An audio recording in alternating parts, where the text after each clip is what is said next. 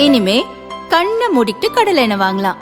ஏன்னா மந்த்ரா கடலை எண்ணெய் இதயத்தின் தயாரிப்பு. வறுக்க பொரிக்க ஏன் எல்லா சமையலுக்கும் மந்த்ரா தான். மந்த்ரா கடலை எண்ணெய், அபார ருசி, ஆரோக்கியமான உடல் நலம். 2 ஸ்பூன் போதும். Lion date syrup. இதுல அயன், ஃபைபர், விட்டமின்ஸ், நோய் எதிர்ப்பு சக்தி அதிகமா இருக்கு. Lion date syrup. தேர்தல் செலவுக்கு விஜயிடம் எதிர்பார்க்க வேண்டாம், பணம் இருந்தால் மட்டுமே சீட் கொடுக்கப்படும் என தாவேகா அறிவித்ததால் நிர்வாகிகள் பலரும் பின்வாங்கிவிட்டனர். வேட்பாளர்கள் கிடைக்காமல் தாவேகா தவிப்பதாக தகவல் வெளியாகியுள்ளது. இதுகுறித்து தாவேகா மாநில நிர்வாகிகள் கூறியதாவது: தமிழக தேர்தலில் குறைந்தது 2 கோடி ரூபாய் செலவு செய்தால் மட்டுமே டெபாசிட் கிடைக்கும் நிலைமை உள்ளது.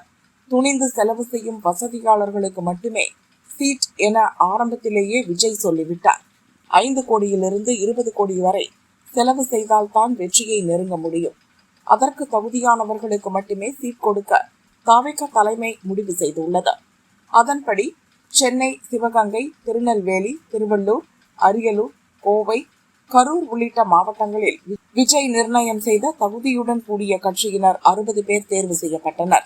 அவர்களுடன் சென்ற 9ஆம் தேதி விஜய் ஆலோசனை நடத்தினார். ஆனால் ஆலோசனையில் பங்கேற்ற பின் தேர்வு செய்யப்பட்ட அனைவரும் பின்வாங்கிவிட்டனர். அடுத்த கட்ட வேட்பாளர் தேர்வில் 330 பேரை தேர்வு செய்து அவர்களிடம் கட்சி தலைமை ஆலோசித்தது. அதில் 32 பேர் மட்டுமே வேட்பாளராக முன்வந்துள்ளனர். தேர்தல் செலவுக்கு தலைமை பணம் தராது என்ற நிலைப்பாட்டில் வேட்பாளர் ஆவதற்கு மாவட்ட செயலர்கள் பலரும் முன்வரவில்லை. இதை மனதில் வைத்துதான் 45 முதல் 60 சீட் கொடுத்தால் எந்த கூட்டணிக்கும் போகலாம் என மாவட்ட செயலர்கள் கூறியிருந்தனர். தாவேகாவில் போட்டியிட லட்சம் பேர் ஆர்வமாக இருந்தாலும் தலைமையின் எதிர்பார்ப்புக்கேற்ற ஆள் கிடைக்கவில்லை. இதே நிலைமைதான் புதுச்சேரியிலும் ஏற்பட்டுள்ளது. 16ஆம் தேதி வேட்பாளர்களாக தேர்வு செய்யப்பட்ட 30 பேரில் 12 பேர் தங்களால் தனியாக செலவு செய்ய முடியாது என தயக்கம் காட்டுகின்றனர்.